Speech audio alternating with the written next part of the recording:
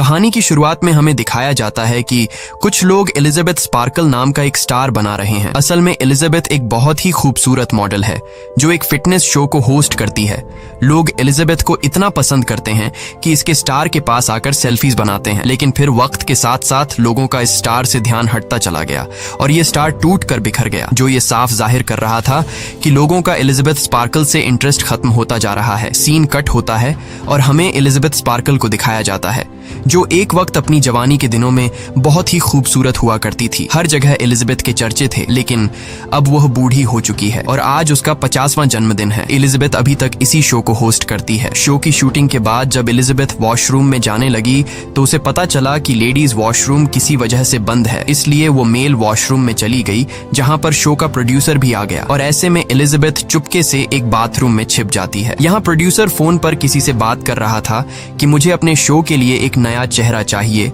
अब एलिजाबेथ पहले जैसी नहीं रही। जहां पहले एलिजाबेथ की वजह से उन्हें रेटिंग्स बहुत हाई मिलती थी, अब उनकी टीआरपीज गिरती जा रही हैं। कोई भी एलिजाबेथ को हमारे शो पर नहीं देखना चाहता। अब मैं और बर्दाश्त नहीं कर सकता। मुझे जल्द से जल्द एक यंग और खूबसूरत मॉडल चाहिए अपने शो के लिए। दूसरी तरफ बाथरूम में छिपी एलिजाबेथ ये सारी बातें सुन रही थी और ये सुनकर एलिजाबेथ बहुत मायूस हो जाती है। उसे अपनी जिस खूबसूरती पर घमंड था, आज वह घमंड टूट कर बिखर गया। वह गौर से अपने आप को शीशे में देखती रही जहां उसके चेहरे पर बहुत सारी झुर्रियां आ गई थीं। प्रोड्यूसर की बातें सुनकर उसे बहुत ज्यादा दुख होता है, लेकिन अब उसे एक दुख ये भी था कि अब उसे शो से निकाला जा रहा है। कुछ देर बाद एलिजाबेथ को प्रोड्यूसर एक होटल में बुलाता है जहां प्रोड्यूसर बताता है, देखो एलिजाबेथ, तुम जानती हो कि वक्त के साथ साथ लोगों को कुछ नया चाहिए होता है। जो तुम पहले थी वो बात अब तुम में नहीं रही, इसलिए मुझे भी अपने शो को चलाने के लिए किसी दूसरे मॉडल को लाना होगा। प्रोड्यूसर की बातों ने एलिजाबेथ को बुरी तरह तोड़ दिया था। वो होटल से निकलकर घर की तरफ जाने लगी, लेकिन ड्राइव करते हुए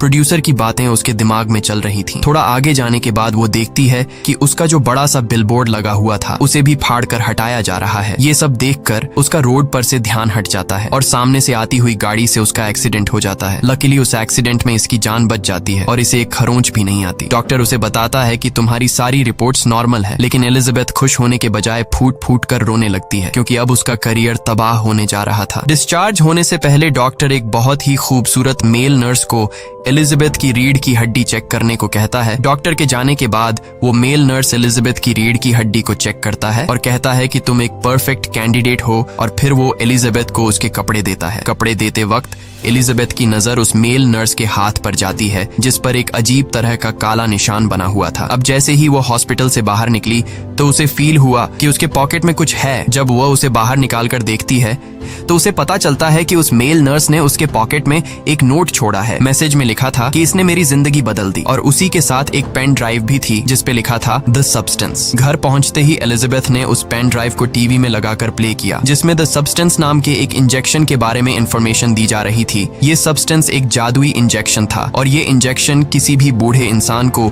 उसका एक नया दूसरा जवान वर्जन दे सकता है। यानी इस इंजेक्शन को लगाने से उस इंसान की बॉडी से एक नया अलग इंसान निकलता है। जो होता तो वही पहले वाला इंसान है, लेकिन वह एक जवान और पहले से बहुत ही खूबसूरत होता है। लेकिन इस इंजेक्शन को यूज करने के बाद एक हफ्ता नई बॉडी एक्टिव रहेगी और एक हफ्ता पुरानी बॉडी। इस सब्सटेंस इंजेक्शन के साथ एक और भी फ्लूइड मिलने वाला था जो दोनों वर्जन यानी पुरानी बॉडी और नई बॉडी को एक साथ जोड़ के रखता है। लेकिन एक बात क्लियरली बताई जाती है कि वो दोनों एक ही हैं और वो दोनों अपनी असली रूप से भाग नहीं सकते। एलिजाबेथ को ये सब एक मजाक लगा, इसलिए उसने सब्सटेंस ड्राइव को एक झूठ समझकर डस्टबिन में फेंक दिया। उसके बाद एलिजाबेथ अपने टेंशन को दूर करने के लिए एक बार में जाती है जहाँ वो एक यंग कपल को देखकर जेलस फील करने लगती है कि इतने सारे लोगों में मुझे तो कोई बाव ही नहीं दे रहा। जिसके बाद वो गुस्से में घर आकर चीजों को यहाँ वहाँ फेंकने लग जाती है। जब वो खुद को शीशे में देखती है तो उसे खुद से ही घिन होने लगती है कि वो कितनी बूढ़ी हो गई है। वो अपनी फोटोज को देखकर सोचती है कि एक वक्त था जब एलिजा के पीछे हजारों लोग दीवाने थे, लेकिन अब उसे कोई फिल्म या शो में भी लेने को तैयार नहीं है। एलिजा अब किसी भी हाल में दोबारा से वो फेम हासिल करना चाहती है, इसलिए वो अपनी जिंदगी का सबसे बड़ा कदम लेते हुए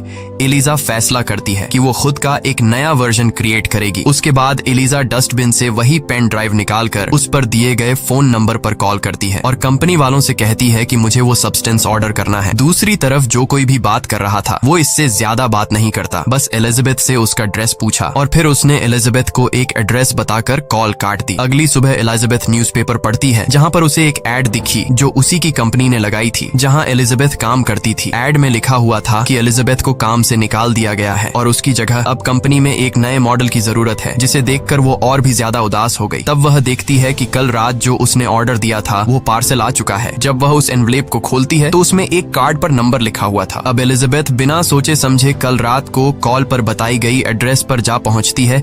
ये एक बहुत ही सुनसान जगह थी जहां पर कोई भी नहीं था। वो आगे बढ़ते हुए सामने के शेल्टर के पास जाती है। अब उसे पार्सल में जो कार्ड मिला था उसी के जरिए वह शेल्टर का दरवाजा खोल लेती है और अंदर चली जाती है। अंदर जाकर उसे ढेर सारे लॉकर्स मिलते हैं। वह अपने कार्ड पर दिए गए नंबर वाले लॉकर को खोलती है जहां पर एक बॉक्स रखा हुआ था, जिसे लेकर सीधा वो अपने घर पर आ जाती है। घर आकर वो फौरन इस बॉक्स को खोलती है तो उसमें काफी सारी चीजें रखी गई थी। सबसे पहले एक एक्टिवेटर, स्टेबलाइजर और एक स्विच किट मिलता है और पेपर पर इस प्रोसीजर की पूरी जानकारी दी गई थी कि किस तरह से उसे यूज करना है, जिसे आप सब भी ध्यान से सुनिएगा। सबसे पहले एक्टिवेटर यूज करना होगा, जिसे यूज करने वाले इंसान की बॉडी से उसका एक नया वर्जन निकलेगा और पहली वाली बॉडी बेहोश रहेगी। ये एक्टिवेटर सिर्फ एक बार ही यूज किया जा सकता है। दूसरा ये कि उस इंसान को हर दिन खुद को स्टेबलाइज करना होगा, यानी बेहोश पड़ी दूसरी बॉडी के रीढ़ की हड्डी से उसे सब्सटेंस निकालकर अपनी बॉडी में इंजेक्ट करना होगा, जिससे जिंदा बॉडी नॉर्मली सरवाइव कर पाएगी। और तीसरी बात ये कि उन्हें हर हफ्ते स्विच होना पड़ेगा, यानी एक हफ्ता नई बॉडी एक्टिव रहेगी और एक हफ्ता पुरानी बॉडी, और ये पार्ट उन्हें बिल्कुल भी स्किप नहीं करना है। इसके अलावा एलिजाबेथ को उस बॉक्स में कुछ लिक्विड फूड भी मिलते हैं जो उसे बेहोश पड़ी बॉडी में लगाना होगा, जिससे वह बॉडी 7 दिनों तक जिंदा रहेगी। उसके बाद एलिजाबेथ वॉशरूम में जाती है जहां वो काफी देर तक अपनी बॉडी को देखकर सोचती है कि उसे ये करना चाहिए या फिर नहीं। जब वह देखती है कि उसकी स्किन ढलने लगी है और चेहरे पर रिंकल्स आ चुके हैं, वो खुद को इस तरह से बूढ़ी होती नहीं देख सकती थी, इसलिए वो एक्टिवेटर को अपनी बॉडी में इंजेक्ट कर लेती है। इंजेक्शन लगाने के बाद वो खुद में चेंजिंग का इंतजार करती है, लेकिन उसे कुछ भी नहीं होता और ऐसे में एलिजाबेथ को लगता है कि शायद ये सब फेक था। लेकिन फिर कुछ देर बाद उसे बहुत ज्यादा दर्द होता है और वो दर्द इतना ज्यादा था कि वो नीचे गिर जाती है और तड़पने लगती है। तब हम देखते हैं कि उसकी आंखें फटने लगी, उसकी आंखों के आईबॉल्स डबल होने लगते हैं। तब अचानक उसकी पीठ हिलने लग जाती है और फिर अगले ही सेकंड उसकी कमर फटने लगी, जहां से एक जवान और काफी खूबसूरत लड़की निकलकर बाहर आई। ये एलिजाबेथ का नया वर्जन था, एक नई जवान बॉडी जो पिछली बॉडी के अंदर से निकली थी। एलिजाबेथ के इस नए वर्जन ने जब अपने आप को शीशे में देखा तो वह हैरान रह गई कि इस दवा ने तो कमाल कर दिया। वो इतनी खूबसूरत और जवान बन गई कि ऐसा उसने सोचा भी नहीं था। काफी देर तक अपनी खूबसूरती देखने के बाद अब वो एलिजाबेथ के पुराने वर्जन यानी पुरानी बॉडी की कमर को सी लेती है, जिसे फाड़कर वो बाहर निकली थी। उसके बाद वो अपनी पुरानी बॉडी को जिंदा रखने के लिए एक फूड बैग उसके साथ अटैच कर देती है, जिसके बाद वो नहाकर खुद को फ्रेश करती है। तभी वो देखती है कि उसके नाक से खून बहने लगा है। ये देखकर वो बहुत परेशान हो गई। तभी उसे याद आया कि उसे तो एक एक्टिवेटर किट भी दी गई थी और उसे बताया गया था कि हर रोज नई बॉडी को यानी जवान बॉडी को एक्टिव रखने के लिए पुरानी बॉडी की रीढ़ की हड्डी से उसे सब्सटेंस निकालकर अपने अंदर इंजेक्ट करना है। इसीलिए अब वो फौरन पुरानी बॉडी की रीढ़ की हड्डी से सब्सटेंस निकालकर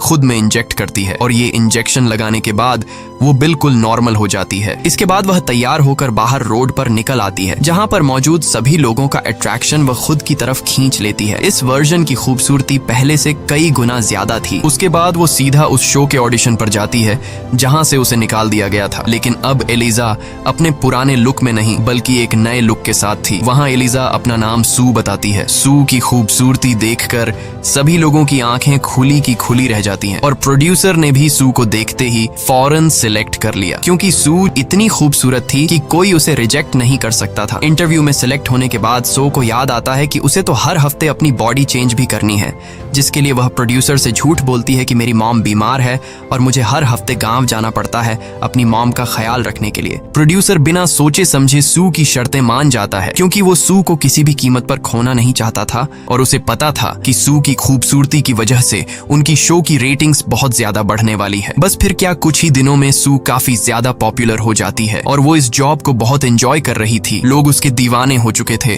और लोग उसे ठीक वैसे ही पसंद करने लगे जैसे आज से कुछ साल पहले पहले लोग एलिजाबेथ को पसंद करते थे। देखते ही देखते ठीक उसके घर के सामने एक बड़े से बिलबोर्ड पर सो का पोस्टर लगाया जाता है। इसी तरह से 7 दिन पूरे हो जाते हैं, यानी अब अगले 7 दिनों के लिए पुरानी बॉडी एक्टिव रहेगी।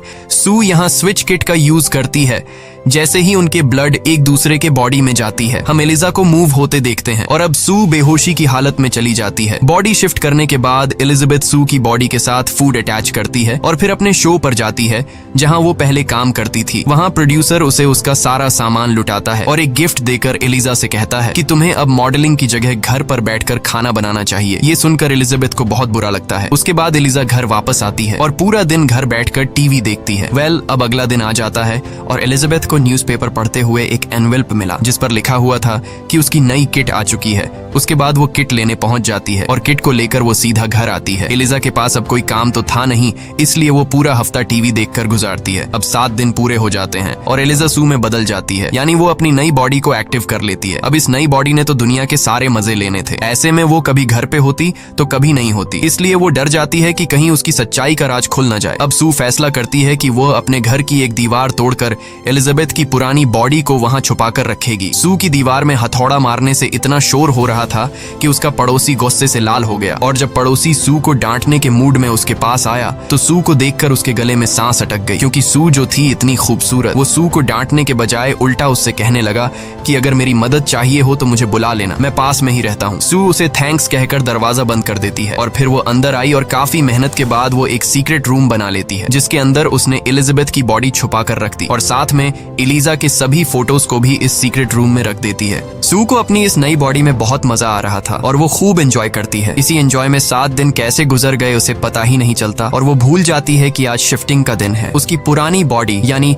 एलिजाबेथ की बॉडी का फूड भी आज खत्म होने वाला था। सू अपने एक दोस्त को घर भी लाती है। जब वो अपने दोस्त के साथ बातचीत में बिजी थी तब अचानक उसके नाक से खून आने लगता है। वो अपने दोस्त को गेस्ट रूम में बिठाकर खुद बाथरूम चली आती है। बाथरूम पहुंचकर उसके नाक से और ज्यादा खून बहने लगता है और पूरी बॉडी में बहुत तेज दर्द होने लगता है। अब जाकर उसे समझ आया कि आज तो बॉडी शिफ्ट करने का दिन है, लेकिन अब सू बॉडी कैसे शिफ्ट करती, क्योंकि दूसरी तरफ उसका दोस्त उसका इंतजार कर रहा था। इसलिए वह बॉडी शिफ्ट करने के बजाय एक और दिन एक्टिव रहने का फैसला करती है, जिसके लिए वो एलिजाबेथ की बॉडी से सब्सटेंस निकालकर अपनी बॉडी में इंजेक्ट कर लेती है, जिससे वो फौरन ठीक हो जाती है और वो अपने बॉयफ्रेंड के पास जाती है जो उससे कहता है कि वो अचानक और भी ज्यादा खूबसूरत हो गई है। खैर इस तरह से दिन गुजर जाता है और अगली सुबह हम एलिजा को देखते हैं। जब वो शीशे में अपने आप को देख रही होती है तभी अचानक उसकी नजर अपनी उंगली पर जाती है जो बहुत ही बुरी तरह से सड़ गई थी। ऐसा लग रहा था कि जैसे ये उंगली किसी बहुत ही बूढ़े इंसान की हो और वो समझ जाती है कि ये सब सू ने उसकी बॉडी से एक्स्ट्रा सब्सटेंस निकाल कर किया है। अब वो परेशान होकर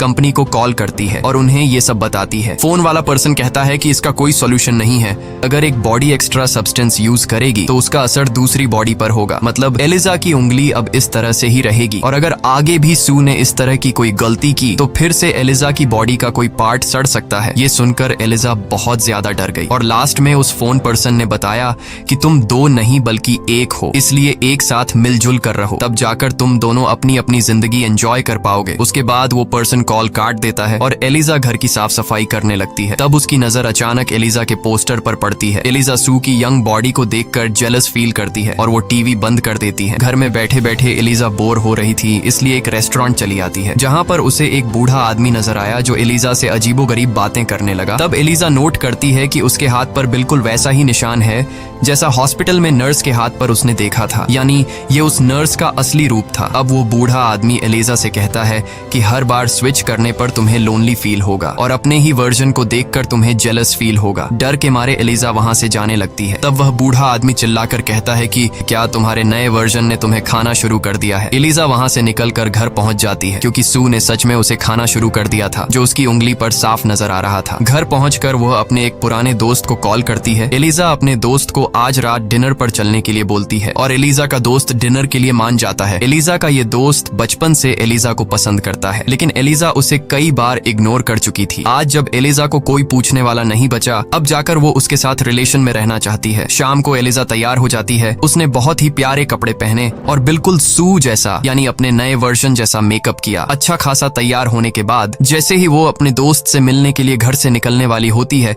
तभी उसकी नजर उसके घर के सामने लगे सू के बिलबोर्ड बोर्ड पर पढ़ती है। जब उसने खुद को सू के साथ कंपेयर किया तो उसका सारा कॉन्फिडेंस 0 हो गया। इसलिए गुस्से में वह अपना सारा मेकअप खराब कर देती है और अपने दोस्त से मिलने का प्लान कैंसिल करके सोफे पर जाकर बैठ गई। तब उसका फ्रेंड बार बार उसे मैसेज करने लगा, लेकिन अब एलिजा में रिप्लाई की हिम्मत नहीं बची थी। डिप्रेशन के चलते वो ढेर सारा खाना खाकर सो जाती है। सीन कट होता है और हम अगले दिन सू को देखते हैं। यानी एलिजा ने 7 दिन एक्टिव रहने के बाद अपनी बॉडी को स्विच कर लिया था। सू अपना शो कर रही थी, जहां डांस करते हुए उसकी बॉडी में से एक अलग तरह की चीज निकल आती है। वो जल्दी से शूटिंग छोड़कर वॉशरूम में चली जाती है। वो उस चीज को अपने हाथों से मूव करके अपने नर्व्स तक लाती है और फिर उसे बाहर निकालती है, जिसे देखकर सू को पता चलता है कि यह तो एक चिकन लेग पीस है जो रात में एलिजा ने खाया था। लेकिन तभी सू की आंख खुल गई। असल में सू सपना देख रही थी। सुबह जब सू शो के लिए निकलती है तब वो देखती है कि एलिजा ने कल रात पूरा एक चिकन खा लिया था। वो समझ जाती है कि इसीलिए रात को मुझे चिकन का सपना आया था। अब सू एलिजा का कंप्लेंट करने के लिए कंपनी को कॉल करती है कि मैं पूरा हफ्ता काम करती हूँ और एलिजा बस दिन रात खाना टोसती रहती है। लेकिन वो दूसरा आदमी एक ही बात कहता है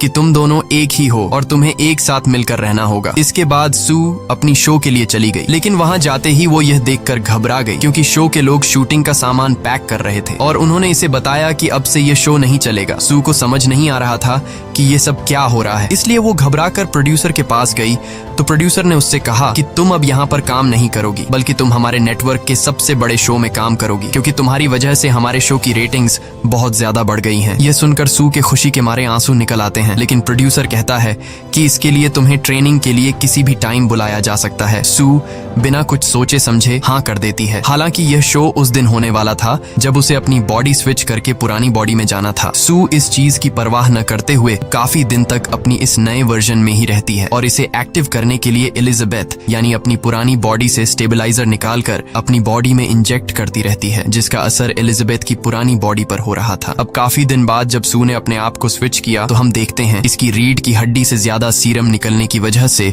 इसकी आधी बॉडी बूढ़ी हो चुकी थी। यह देखकर एलिजा को सू पर बहुत ज्यादा गुस्सा आता है। एलिजा जल्दी से कंपनी को कॉल करती है और सू के इस करतूत के बारे में बताती है। कंपनी वाला पर्सन बताता है कि जो हो गया वो हो गया, अब इसे दोबारा ठीक नहीं किया जा सकता, लेकिन हाँ अगर तुम अब भी इसे रोकना चाहती हो तो रोक सकती हो और इसी हालत में तुम अपनी बाकी जिंदगी बिता सकती हो। ये सुनकर एलिजाबेथ उस कॉल पर्सन को मना करती है और फोन रख देती है। इसके बाद एलिजाबेथ को उस शो की तरफ से कॉल आई जो कि ये कॉल सू के लिए था। इसने फौरन दोबारा से अपनी बॉडी को स्विच कर लिया। बॉडी स्विच होने के बाद जब सू ने घर की हालत देखी तो पूरा घर बहुत ही बुरी हालत में था। ये देखकर सू बहुत ज्यादा गुस्सा हो जाती है और वह डिसाइड करती है कि अब वह दोबारा एलिजा के साथ स्विच ही नहीं करेगी। सू एलिजा की बॉडी से एक साथ पूरे 3 महीने का सब्सटेंस निकालकर अपनी बॉडी में इंजेक्ट कर लेती है। इसके बाद 3 महीने के बाद का सीन दिखाया जाता है जहां सू पूरे 3 महीने तक एक बार भी स्विच नहीं करके खूब मजे लेती है और अब न्यू ईयर ईव शो के लिए सिर्फ एक ही दिन बचा था। सू आज अपना एक नया बॉयफ्रेंड घर ले आई थी, तभी अचानक उसकी बॉडी में तकलीफ शुरू हो गई। वो समझ जाती है कि इसकी बॉडी में सब्सटेंस खत्म हो गया है,